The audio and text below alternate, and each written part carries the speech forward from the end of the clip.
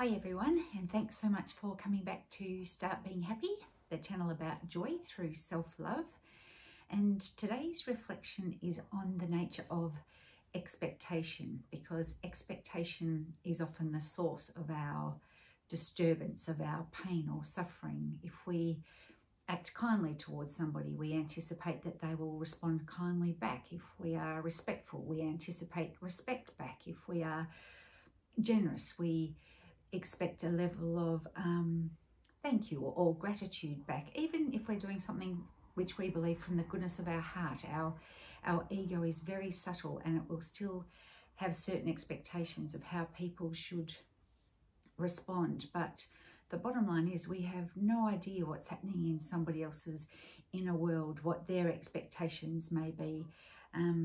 Like me, as a wife, I have expectations of how I should behave, but Simon might have completely different expectations of what a wife should do or be. So invariably, I will disappoint him at times as he will disappoint me. It happens in any relationship, any dynamic. So it's really hard, but if we can remain conscious and present, and each day is a decision. Do we want to show up in this relationship? And if we're doing so, is it because we genuinely love that person, regardless of how they respond back?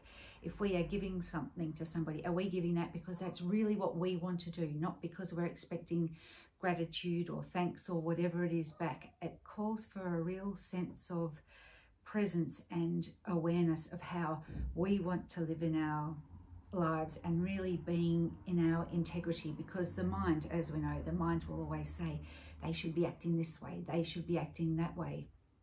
But all we have is ourselves and our own map of the world. We've got no control over what anybody else says or does or thinks. So every decision that we make, and again, it's a practice and mastery takes time and commitment, but every decision that we make, if we can do it from a place of, is this really what feels right for me? Am I honoring myself?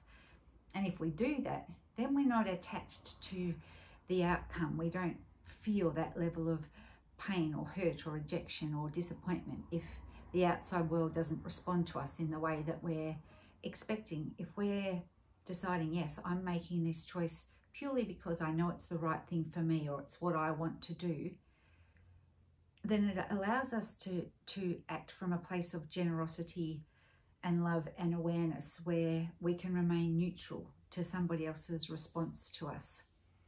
As I said, it's not easy. It takes time and it takes practice and it's commitment. But yeah, that was just my thought for today, that expectation is often the source of our disturbance or our pain or our suffering. So if we can drop that and act from our hearts and what feels right for us, we find a lot more peace in our daily lives.